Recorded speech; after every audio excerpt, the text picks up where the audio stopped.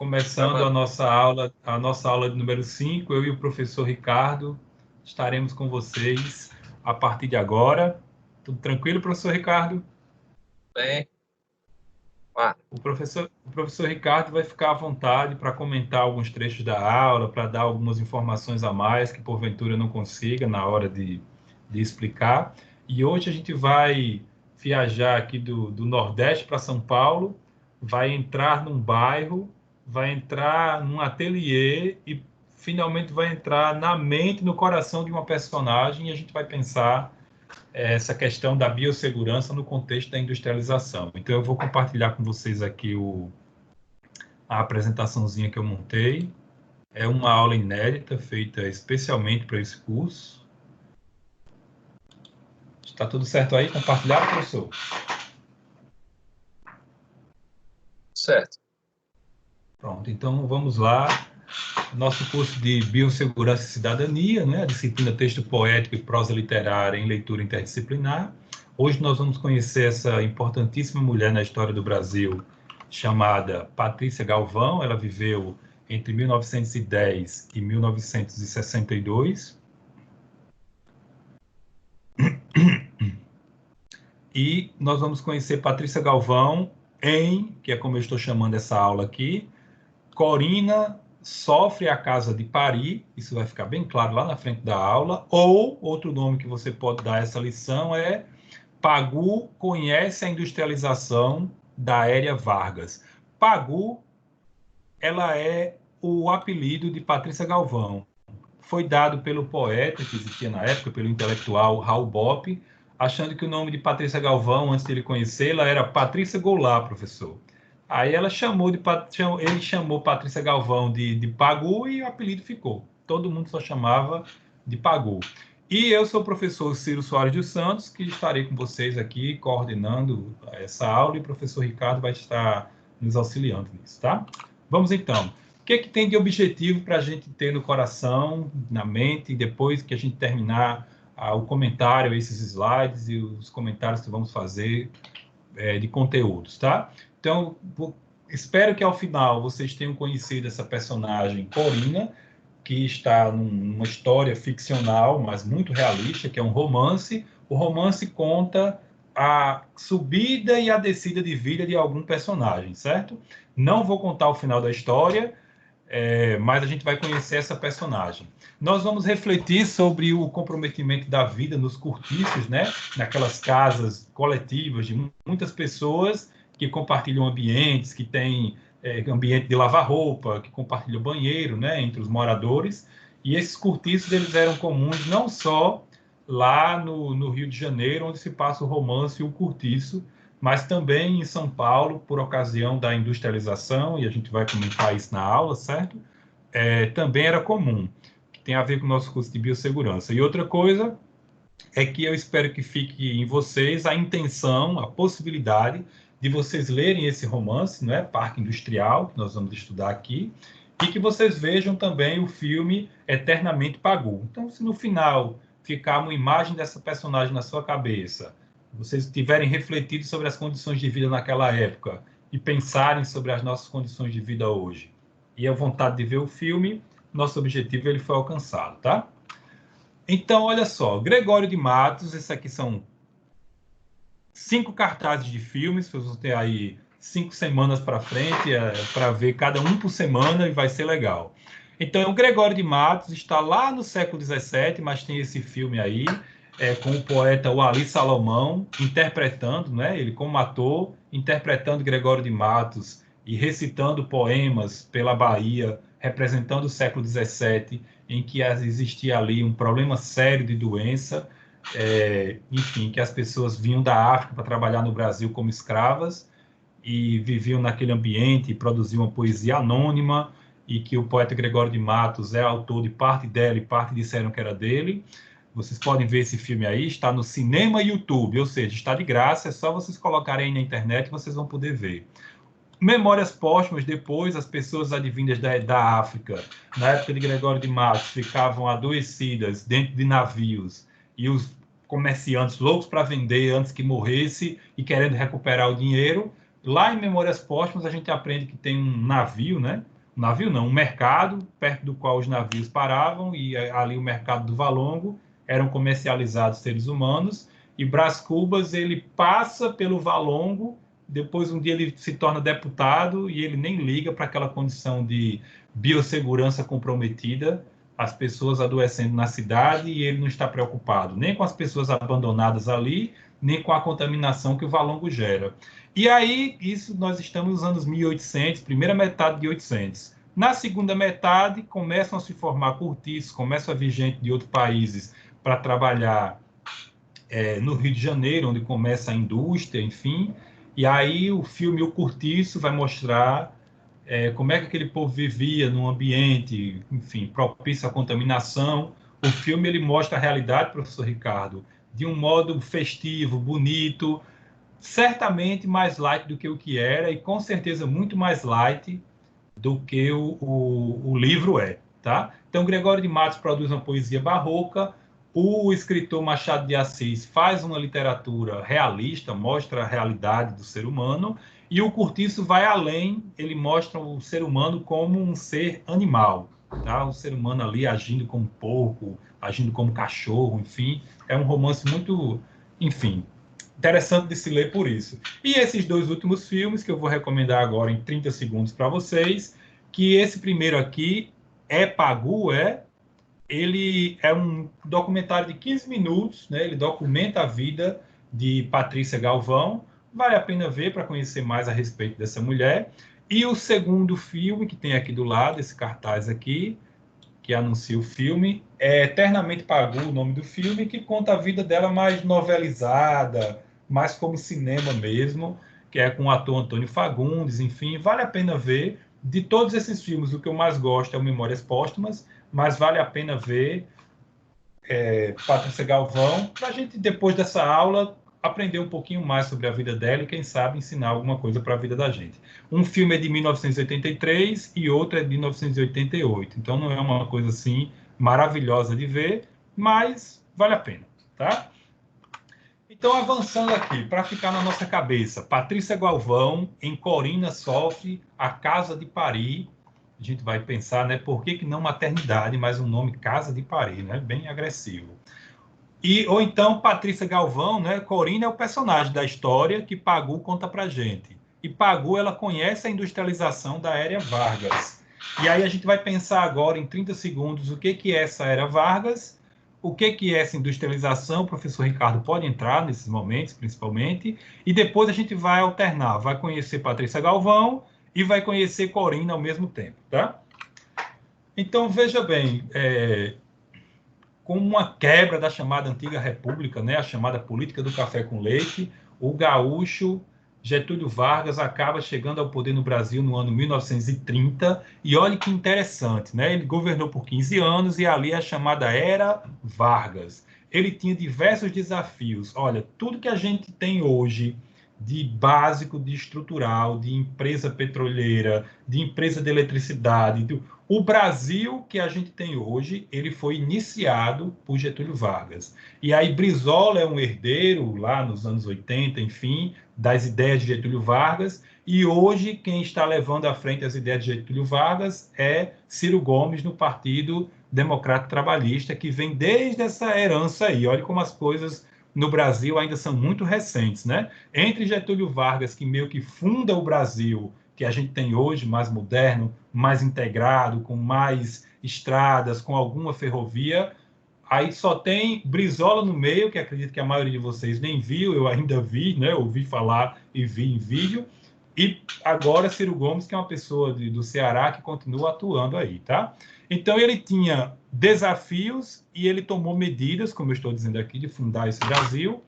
E ele teve de lidar com a presença de muitas pessoas de outros países no Brasil, os chamados imigrantes, e ele é quem começa, de fato e de verdade, a industrialização como projeto. E a gente vai ver que trouxe muitos problemas. Olha só, entre 1871 e 1930, quer dizer, isso aí dá cerca de 60 anos, entraram no Brasil oficialmente, né, com registro e tal, 1.373.000 pessoas só da Itália. Entrou gente também do Japão, entrou gente também da Alemanha. Eu procurei essa pesquisadora aqui, Ribeiro, em 1994, ela encontrou esses dados aí. 1.373.000 pessoas entraram. E a maior parte delas, e a maior parte das pessoas de outros países, foram para São Paulo. Então, esse retrato aqui, ele ilustra para a gente, e a história que a gente vai conhecer, ela se passa nesse ambiente, no ambiente pós-1930. A história se passa ali em 1932, 1931, 1933, ela é publicada em 1933. É a realidade do Brasil ali. E Getúlio Vargas mal assumiu, ele já colocou o decreto 19.482, de 12 de dezembro de 1930, dizendo assim, não pode mais entrar imigrante e a gente precisa empregar, precisa dar trabalho para os trabalhadores brasileiros. Ora, professor Ricardo, o que acontece? Em 1988, lá na época do Cortiço, o Brasil vai lá, abole a escravatura e ninguém quer pagar um salário para o trabalhador que antes era escravo, e agora estão chegando imigrantes e ninguém quer dar emprego para esse trabalhador que aqui estava e dava emprego para os trabalhadores imigrantes. Então, Getúlio Vargas tomou uma medida aí tentando enfim, alterar a realidade do trabalhador brasileiro daquela época, tá? E a história que a gente vai conhecer se passa nesse contexto, tá? Então, lá os Estados Unidos, naquela época, em 1929, ele era um grande comprador do principal produto que trazia riqueza para o Brasil, que era café. Os Estados Unidos entraram numa crise terrível, gente ficou pobre do dia para a noite. Essas imagens aí, elas representam pessoas morando na rua, pessoas na fila procurando emprego, aqui unemployed, quer dizer, pessoas desempregadas procurando emprego. Essa placa do carro aí está dizendo assim, olha, compre esse carro por $100 que eu perdi tudo que eu estava ali investindo nas empresas. E essa outra foto aqui é interessante porque diz assim, o mais elevado padrão de vida do mundo. E aí as pessoas dentro de um carro, e depois que ficou todo mundo pobre, aqui a fila de pessoas negras, todas elas, esperando por algum tipo de auxílio aí, enfim. Então, o que isso impactou no Brasil, professor Ricardo? Já não tinha mais para quem vender café, porque hoje a gente vende muito minério de ferro, a gente vende muita carne, a gente vende muita soja, grande parte disso para a China. A gente é, de certa forma, dependente da China. Naquela época era dependente dos Estados Unidos e de outros lugares do mundo vendendo café. Nossa história se passa nessa realidade aí. E aí o que acontece? O Brasil, já que não tinha mais tanta saída assim para o café, ele foi obrigado a investir em máquina, a investir em produção de coisas para vender aqui. E aí os homens ricos de São Paulo, professor Ricardo, eles tinham já muito dinheiro, e olha como a escravidão é uma coisa terrível e triste para deixar um povo no atraso.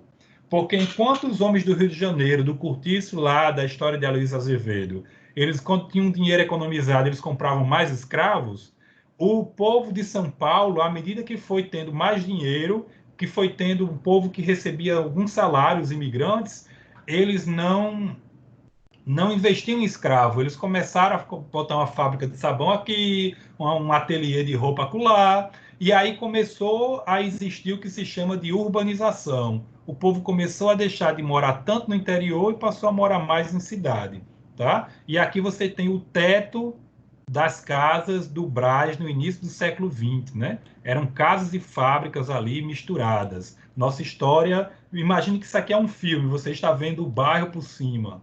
Agora você vê uma rua do bairro. Quer dizer, mecanização. O que é mecanização?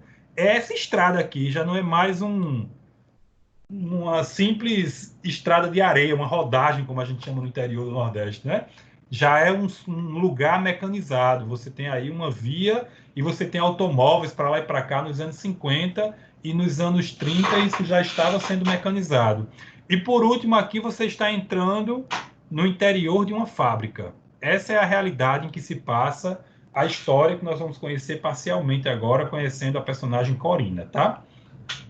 Então, quem é Patrícia Galvão? Patrícia Galvão é uma jovem que, ao que tudo indica do que eu estou ainda aprendendo sobre a vida dela, ela tinha boas condições financeiras, ela tinha um ideal comunista na cabeça, depois de escrever o Parque Industrial, ela faz uma viagem pelo mundo, e ela vai lá à Rússia da época e conhece, professor, que a coisa não era tão bonita, que o comunismo era bonito e bom no papel e na mentalidade dela, mas na prática ela era terrível, e ela acaba conhecendo o Japão, ela acaba encontrando com Freud, faz uma entrevista dele, tem muito a saber sobre a vida dessa mulher. Quem quiser saber mais, é ler o livro Pagu, Vida Obra, que saiu em 1982, mas que saiu de novo em 2014.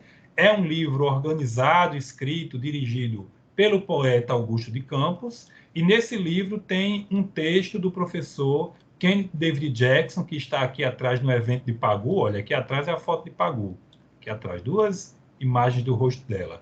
Ele é, esse professor Kenneth David Jackson, o tradutor de Parque Industrial para o inglês. Ele escreveu um texto na época, lá em 1982, está nesse livro, Pagu, Vida Obra, comentando do hiperrealismo, como ela é realista, fazendo uma filmagem, fazendo fotografias do nosso país naquele ano de 1933. E ele traduziu para o inglês nos anos 90 com a esposa dele, Elizabeth Jackson. Aqui está ele é professor da Universidade de Yale, nos Estados Unidos. Eu tive a felicidade, professor Ricardo, de estudar com ele em 2015, no meu doutorado de sanduíche. E essa aqui é a esposa dele, a professora Elizabeth Jackson. Ela é professora dessa universidade que vocês estão vendo a imagem aí, da Universidade Wesleyana, que tem lá no estado dela. E ela, juntamente com ele, traduziram para o inglês o Parque Industrial. O que eu estou querendo mostrar com isso, antes de entrar na obra? É que é um texto que está extremamente em evidência e agora ele está ganhando mais e mais vida. Vale a pena ler nesse nosso momento histórico, tá? E ele teve outra edição de 2019 pela editora Linha a Linha, Palavra a Palavra, algo assim. Tem uma edição até mais recente. Então aqui está o Brás. E quem é Corinna? Corinna, ela é uma trabalhadora que vive aqui nesse bairro, no Brás, tá? Aqui você tem o rosto de diversos trabalhadores nesse quadro que se chama Operários e que é de Tarsila Amaral. Tem até uma frasezinha, professor, é assim: se o lar de Tarsila vacila, é por causa do angu de Pagu. É que Tarsila achou Pagu linda, trouxe para ser amiga dela e do marido, e acabou que Oswald de Andrade e Tarsila do Amaral eram casados. Eles criaram o casamento dela com o irmão de Tarsila do Amaral. Esse casamento era de mentira, porque assim que eles saíram do casamento para ela poder sair da casa dos pais, ela foi dormir com Oswald de Andrade e ele acabou deixando Tarsila do Amaral. Diz a história que Tarsila ficou de boa, tá? Então, Pagu, Patrícia Galvão, é a autora de Parque Industrial, conta essa história, a história de Corinna, e Corinna vive no bairro do Brás, ela é uma trabalhadora. Como será que é o rosto de Corinna? É um rosto ainda para imaginarmos. Eu não encontrei um filme, eu não encontrei uma representação, um desenho. Ela é uma dessas pessoas que você olha aqui nessa fábrica e vê, ou uma dessas que você olha aí no quadro de Tarsila e olha. Será que ela é negra? Será que ela é branca? Será que ela é mestiça? Enfim, a gente vai conhecer já já as descrições dela que Patrícia Galvão faz, tá? Então, olha só, Patrícia Galvão, ela apresenta para a gente o que é esse Brás, né? O nome do bairro, Brás, no contexto da industrialização, quando São Paulo escreve Patrícia Galvão. É o maior centro industrial da América do Sul e foi rápido. E isso traz muitos problemas, como o que a gente vai apresentar lá no final da aula, quando a coisa fica melhor ainda, tá? Quer dizer, olha, pelas 100 ruas do Brás, a longa fila dos filhos naturais da sociedade. O que é filho natural? Conhece essa expressão, professor Ricardo?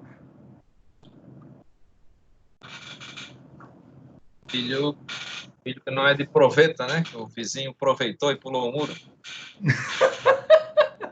O filho natural é aquele que tem sem ser a família constituída, né? Era assim que era chamado. Aí olha como ela fala, a burguesia, ou seja, aqueles que têm a fábrica, o dinheiro, o capital, a burguesia tem sempre filhos legítimos, ou seja, os naturais não são legítimos, os legítimos são o que tem em casa. Mesmo que as esposas virtuosas sejam adúlteras comuns. Então veja que Patrícia Galvão, ela está lá em 1922, em 1932, escrevendo para publicar em 33. essa história. Então, ela já sabe o que é o realismo de Machado de Assis, né? Vamos lembrar que Brás Cubas, ele namorava Virgília a vida inteira, e Virgília casada, né? Patrícia Galvão já está depois de mostrar os homens tratados como animais que tem no Cortiço, né? Então, não tem nada de tão, assim, novo em ela dizer isso, mas ela diz, né? Quem é filho de pobre chama natural. Quem é filho do rico, mesmo sendo fora do casamento, é considerado legítimo, né? Então, olha, quando as moças da fábrica, amiguinhas de Pagu, enfim, do Brás, elas querem um tempo para conversar, elas vão para o banheiro, porque não dá tempo ali. Estudo de tempos e movimentos, Fordismo, tem que produzir. Elas vão para o banheiro fingir que estão fazendo necessidades para conversar. Aí olha o que elas dizem: já está acabando o tempo e eu ainda não mijei. A linguagem é bem natural mesmo, né? Aí olha o que acontece depois: cavalga a bacia baixando as calças de morim, que deve ser um tipo de tecido, eu suponho.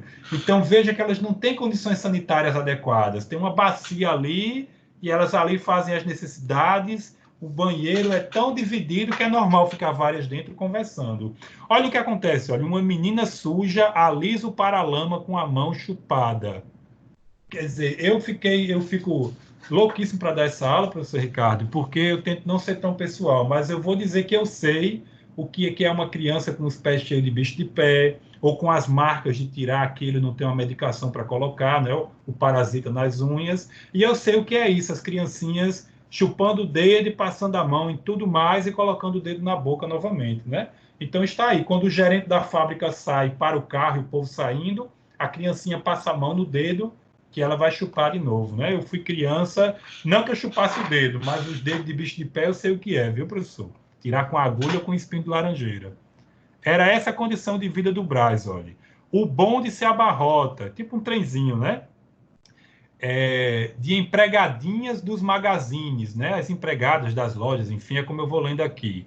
Telefonistas, caixeiros, toda a população dos mais explorados, dos menos explorados, para os seus cortiços. Eles viviam em moradia precária, né? E Rosinha, né? Rosinha trabalha, uma amiga aí de Pagu, ela trabalha numa fábrica. Então, esse é o Brás. E a gente vai ver o que mais que tem do Brás, além de menino sujo, além de gente trabalhadora, tá? Esse é o Brás. Todas as meninas bonitas estão sendo bolinadas. Isso é o carnaval lá no bairro, tá? Os irmãozinhos seguram as velas a troco de balas, né? O menino vai lá para olhar a menina, o camarada dá confeito e fica ali namorando, tá? E aí, olha, a burguesia procura o Brás para carne fresca e nova. É uma linguagem bem animalesca, tratando o ser humano ali como animal, e a gente vai ver o problema de saúde pública, que é isso, né? Que pedaço de italianinha! E aí tem um episódio em que uma personagem chamada Otávia não aceita outro personagem chamado Pepe. Vale a pena ver o que Pepe apronta na vida e como é que ele termina na história, certo? E onde é que ele está? Ele está de frente a um bar em que ele toma uma bebida para esquecer Otávia. E aí, olha, é a igreja do padre Meireles. Pepe queria casar com Otávia nessa igreja. E na igreja, professor, um monte de moça está sendo apalpada. Isso é o carnaval. E Corina, o que Corina está fazendo nesse momento, tá? Essa personagem de Patrícia Galvão, né, que ela casa com Oswald de Andrade, numa época em que estava, professor, todo mundo contando histórias do interior. Patrícia Galvão, ela conta uma história que se passa na cidade. Esse é que é o interessante de ver essa história que a gente está conhecendo aqui, tá? E aqui uma pintura dela, feita pelo pintor Cândido Portinari, e aqui a foto dela com o primeiro filho, no primeiro casamento daquela história que eu contei, né? O ex-marido de Tarsila do Amaral casa com Patrícia Galvão. Então, o que Corina está fazendo? Vamos lá, trabalhadoras de agulha. Enquanto as meninas estão namorando por aí, olha o que Corina faz, né? Corina é a última a voltar ao ateliê. Ao largo do cinto, de oleado, arde, vermelho, no mesmo vestido sempre, velho. Ela vem com sua roupa de sempre, né? A boca farta de beijo. Guardem isso porque é o que a gente vai contar a história. O bronze de sua cabeça, saturada de alegria, está mais bronzeado. As pernas se alçam com rasgões nas meias sobre saltos descomunais. salto alto, meia rasgada, ela vai chegando, né? As 6 costureirazinhas, as colegas dela depois aparecem nessa história. As 6 costureirinhas têm olhos diferentes. Corina, com dentes que nunca viram dentista, olha aí, não tem saúde bucal, né? Sorri lindo, satisfeita. É a mulata do ateliê, vão criando a imagem dela. É a mulata do ateliê. Pensa no amor da Baratinha que vai passar para encontrá-la de novo à hora da saída. Baratinha é o modo como ela chama o carro. Ela está namorando um rapaz que tem carro. Continuando, Corina é a única isolada, de olhos fechados, a cabeça pintada na boina azul. Vão criando a imagem dela, né? Tem uma boina azul. Acha pau o proselitismo, ou seja, o papo das outras. Julga a vida um colosso. Não sei traduzir essa parte agora para vocês, como uma coisa grande, difícil, né? Cadê o dinheiro, Corina? Ela responde, gastei. O Florino te pega. Vamos descobrir quem é que está falando com ela e quem é Florino agora. Corina pensa no amigo repugnante da mãe. A mãe mora com um rapaz, né? Amigado, como se diz. Eu já estou cansada de trabalhar para um pau d'água que não é meu pai. Preciso comer e voltar para a oficina. Então veja que ela é um lar bastante complicado. Ela vai para casa só comer para voltar para trabalhar. Vamos conhecendo Corina, essa personagem de uma história que a gente já está vendo que é forte, que é impactante e que é contada por essa uma moça tão delicada. Ela escreve esse romance, professor Ricardo, quando ela tem 21, 22 anos, bem novinha. Aos 20, ela aparece aqui brincando de flecha, olha. Então, é uma história forte, mas contada por uma moça delicada. Aqui é a imagem dela, adolescente, aos 17 anos, tá? Então,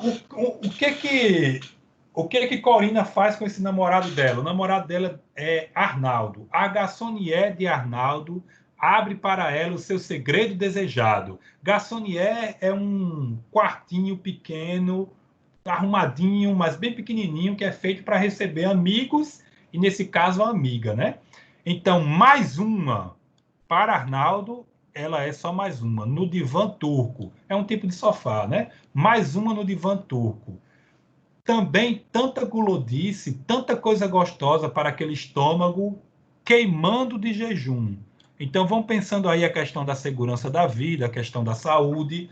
Ela trabalha, mas ela vai, às vezes, trabalhar de jejum. Vai encontrar aí aquele que para ela é o namorado, né, o amor, com fome. E ela vai para um ambiente e lá a pessoa que conta a história para a gente lê a mente de Corina dizendo, olha, tem muita comida, né? O estômago dela está com fome, coitada. Então, uma garrafa aberta é tão simples, uma cabeça inexperiente nos almofadões, a de Corina, né? Sonolenta. As bocas sexuais se chupam, as pernas se provocam. Choro súbito e toalete. Então, olha a imagem aí na cabeça da gente vendo essa cena, né? Depois de estar com ele, depois de ir para a cama ali, o divã, né? Depois de ir para o sofá, ela vai chorar no banheiro angustiada, né? Aí olha o que mais que vem. Arrependimento, medo, carícias. Corina acha o amante frio na despedida. Aí ela diz, ó, não conte para ninguém. Aí ela vai para a oficina, olha, e chora. As outras pensam que é por causa do padrasto terrível. Veja a vida dessa moça, né? Então a mãe ficou em casa com o padrasto e ela saiu de casa sem comer nada, foi encontrar esse rapaz e ali acontece o que a gente está vendo que aconteceu, tá? Então essa mulher, Patrícia Galvão, ela teve coragem para contar essa história e ela tem coragem também na vida. Vocês vejam que ela voou, não é? Um negócio que na época não era como hoje, que se a pessoa tem dinheiro, compra uma passagem e voa, né? Ela assumiu o relacionamento com um homem conhecidíssimo na cidade e de uma mulher que era conhecidíssima também, ela acabou sendo esposa dele, né? Então ela tem coragem não só na vida, mas na história, não só nos romances dela, mas no romance que ela está contando a história para a gente agora, tá? Então vamos conhecer mais sobre Corina, certo? Vamos conhecer mais esse povo drogado ali no carnaval, tá? E aí vamos ver como é que se desenlaça esse relacionamento dela para chegar na parte da condições de vida daquele povo, tá? Então, olha, todas as meninas estão sendo bulinadas. Os irmãozinhos recebem, né, balas para ficar ali sem prestar atenção nas meninas, né? E os rapazes vão procurar carne fresca lá, né? O botequim do seu Fernando, no botequim do seu Fernando estão os habitantes da Vila Simone. Veja que tem cortiços. Vila aqui é um cortiço. Corina conversa junto a um automóvel que parou perto da farmácia. Todo mundo testemunhando e fofocando, né? Agora não posso, filha. Tenho que ir ao términos. Levar você? Está doida? Amo você sim. Gente, quando começar com essa conversa de agredir e depois dizer que ama, é para cair fora, como aconteceu na história recente aí de Natal, né? Um homicídio, enfim. Amo você sim, não seja tonta. Quarta-feira no mesmo local, fique com este 20 mil réis. Então ele deu um dinheiro para ela, disse que amava, mas disse que não pode naquele momento, já está diferente, né? O pessoal comenta o rapagão e a sorte de Corina. Então tem gente que acha que ele é uma coisa boa para ela, vamos ver se é. Vai esperando, outra pessoa pensa, né? É só para escachar. Deus me livre falar mal dos outros, mas você não enxergam que ela está engordando? Corina arrasta os tamancos na direção do cortiço sem olhar. Então ela mora nessa Vila Simone, se despede do namorado e ela está engordando. Engordando? Vamos ver o que está acontecendo com ela, né? Patrícia Galvão, ela teve essa possibilidade de testemunhar a vida das pessoas mais pobres. Vocês vejam pelas imagens da vida dela que ela não era uma pessoa pobre, ela teve condições de viajar para o exterior, enfim, ela era uma pessoa que estudou, enfim, na escola de professoras, e ela tinha uma vida, uma infância aparentemente bonita, feliz de poder brincar, se fantasiar, de posar para fotos, mas ela fez o registro desse momento de pobreza. Eu vou avançar um pouco mais para a nossa aula ficar mais dinâmica, tá? Então, o que acontece? Nesse trecho aí, a gente vai poder perceber Corina pensando a situação dela. Por que nascer a mulata é tão bonito? Quando se pinta, então, o diabo é a cor. Por que essa diferença das outras? O filho era dele também. E se saísse assim, a sua cor de rosa seca? Por que os pretos têm filhos? Se o Florino soubesse da gravidez, Florino é o padrasto. Tem ímpetos de contar para a mãe. Adora a criancinha que vai vir. Ela já se tornou mãe ali, né? Que tamanho estará agora? Já terá olhinhos? E a mãozinha? O vômito engasga o riso. Pensa no encontro próximo, como sempre, a barata castanha do Anhangabaú, que é uma região lá de São Paulo, e ela esperando o rapaz chegar de carro, né? Aqueles 20 mil réis ainda tem, guardará bem, comprará um par de meias, as suas estão furadas, incalçáveis. O Florino pode achar-se e avistar. Esconde o dinheiro dentro da moringa vazia, coloca num objeto, né? Começa a medir no espelho o tamanho da barriga, como está enorme. Quem é que não enxerga, meu Deus? Sua mãe a surpreende, responde mal, depois fica arrependida, a velha soluça no tanque. Então ela já se sente grávida, ela está curtindo ali a maternidade, tá? Então o que acontece? Ela vai para o trabalho. Quando chega no trabalho, o que acontece? Madame Joaninha aparece de tarde. As garotas cochicham com risos. Viu, Otávia? A Corina de barriga? Juro que está. E aí uma delas vai linguarar para a madame. A costureira chama a mulata. Todo esse alvoroço, todo mundo nervoso, né? É uma festa para as meninas, veja só. O mal da outra e todas gostando, né? Ninguém sente a desgraça da colega. A costura até se atrasa, todo mundo para, né? Abortar, matar meu filhinho. Então imagine o que a Madame Joaninha disse para ela, né? Propôs que ela abortasse. A cabeça em reboliço, fica desorientado, né? As narinas se acendem, ofegante, né? E aí o que a madame, que não tem nada de madame, nem é delicada como uma Joaninha, né? Madame Joaninha, o que ela diz? Sua safadona, então vá se raspando, no meu ateliê há meninas, não posso misturá-las com vagabundas.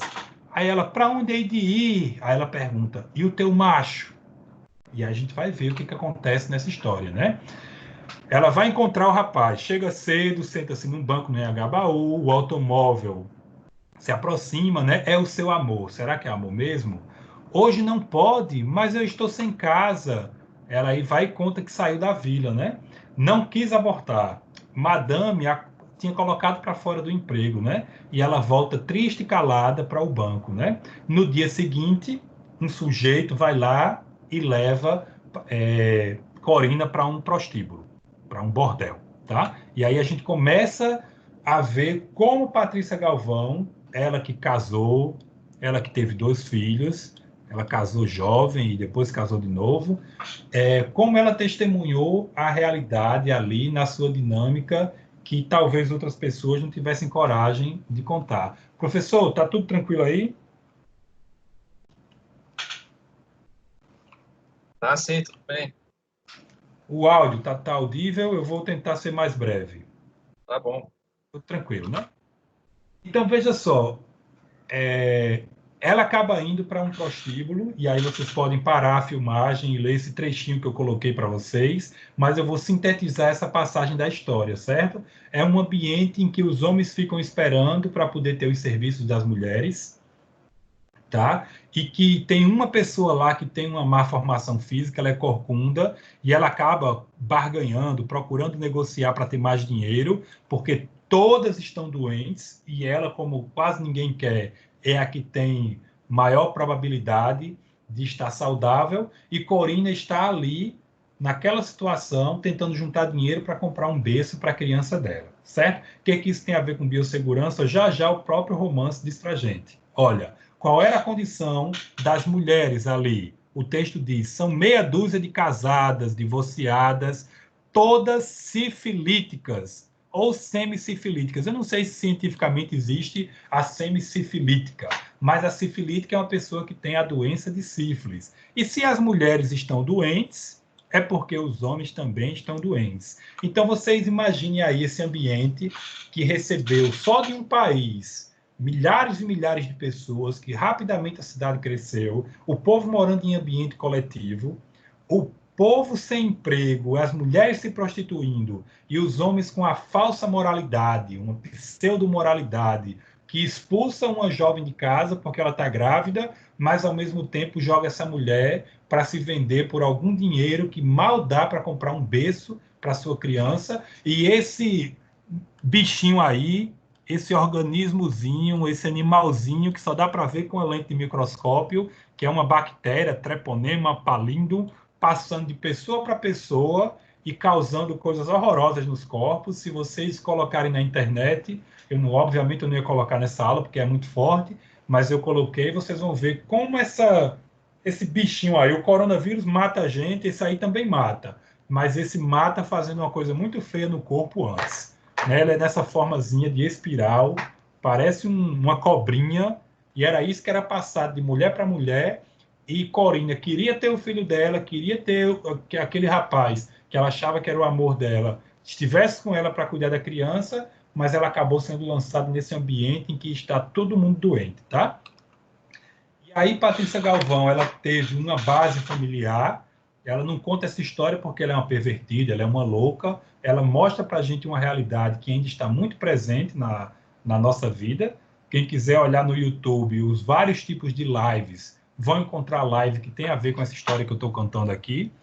E aí ela tem um ambiente fraternal, de amor com sua família, com sua irmã Sidéria, e ela teve coragem para renovar-se no amor, e o grande amor da vida dela não foi o primeiro marido, Oswaldo de Andrade, foi o segundo, Geraldo Ferraz. Ela colocou o filho também, de Geraldo, e ela terminou os últimos dias de vida dela com esse esposo, tá?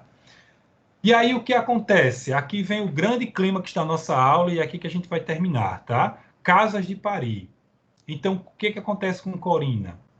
Na sala indigente, enfermeiras brancas acariciam, sorrindo no meio do mais duro trabalho, as parturientes que estão ocupando agora as camas pobres que elas ocuparão mais tarde. Aí, cama 10, parto. Uma enfermeira muito alta arruma os travesseiros, recebe a nova doente. Seu nome, Corina, de que? Só. Engraçado, quase todas as indigentes não têm sobrenome. Nunca teve criança? Não. Estou tão cansada. Isso passa. Vai ter um filho lindo, sem pai. Sim, aí Corina diz, sem pai. Mas a mãe vai adorar pelos dois. A obstetra, a enfermeira ali, né, cuidando dela. Arnaldo. Aí vai ter esse nome? Vai. Agora vamos ver como é que foi o parto de Corina, que tem a ver com a nossa realidade aqui, né? Corina sofre horrivelmente. Se a sua mãezinha estivesse ali, gosta tanto de carinhos, não tem ninguém para a animar. chama a enfermeira. Não mexe, não me mexe, não me deixe, fique perto de mim, passe a mão na minha cabeça, que bom. Grita sem saber, descobre-se.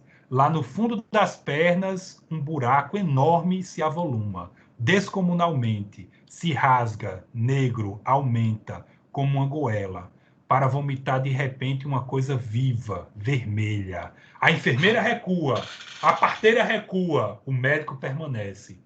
Um levantamento de sobrancelhas denuncia a surpresa.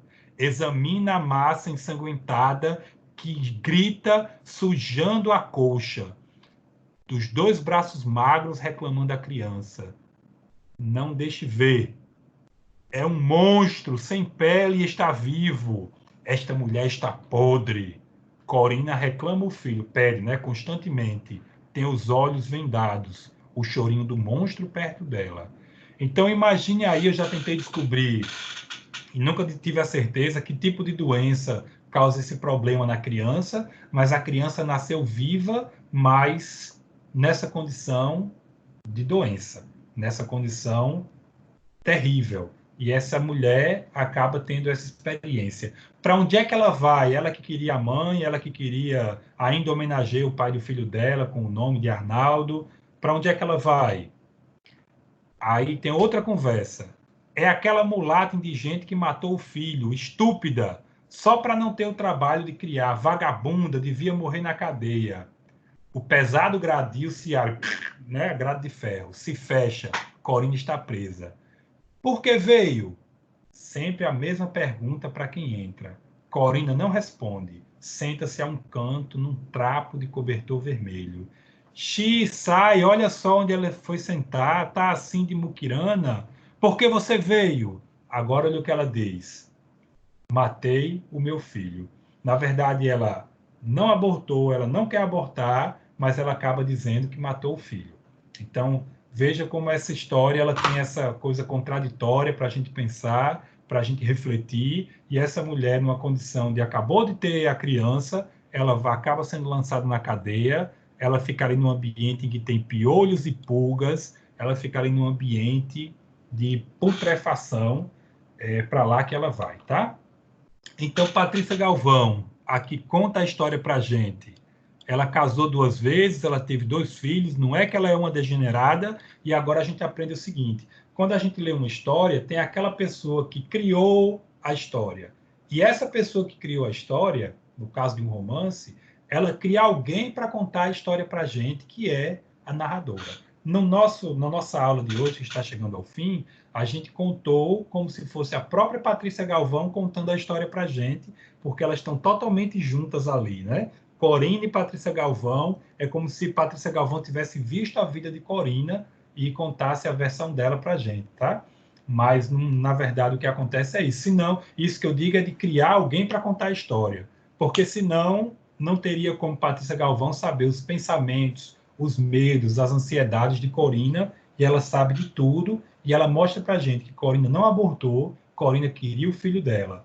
Acontece que ela adoeceu, e ela depois acaba dizendo que ela matou o filho, né?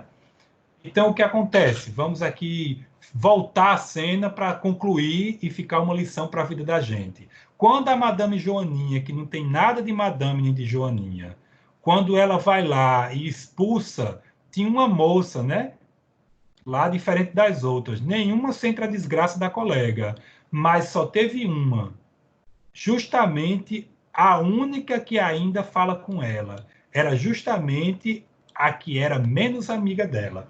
Então, na vida da gente, quando vem uma situação caótica, expulsão do trabalho, perda da moradia, coronavírus, reprovação, doença, às vezes a pessoa com quem a gente mais conta abandona, mas a pessoa que mal fala com a gente, mal é amigo, às vezes é quem estende a mão, né? Isso aconteceu na vida de Corina.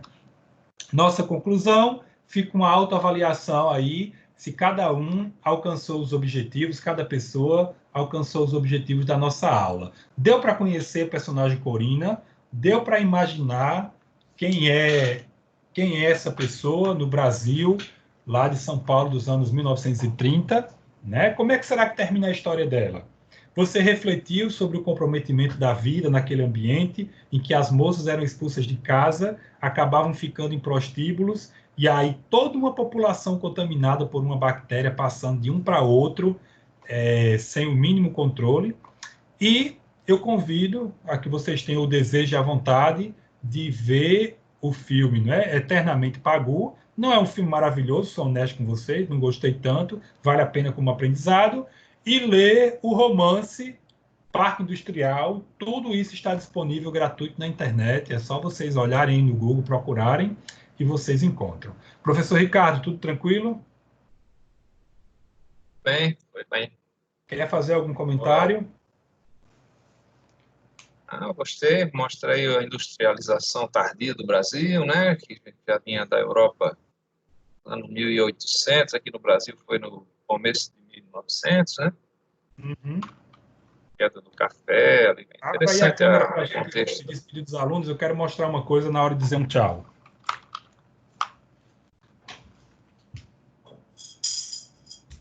Mostrar o livro. Está me ouvindo, professor? Oh, Então, para quem não sabe o que é joaninha, dá para ver? sim, Joaninha é um insetinho, é um besourinho. Isso aqui é um presente dado por uma senhora de 86 anos com quem eu morei quando eu conheci o professor Kenneth Jackson e a professora Elizabeth Jackson, que são tradutores de Parque Industrial. Ela deu esse presente para colocar moeda. Joaninha, Joaninha é esse insetinho aqui que a patroa não tinha nada, nem de delicada, nem de madame, né? Era uma ironia aí que Patrícia Galvão cria para gente, tá? Pessoal, valeu a todo mundo que acompanhou essa aula até o fim, parabéns. E essas aulas foram feitas especialmente para vocês, espero que tenham gostado. Valeu, tudo de bom.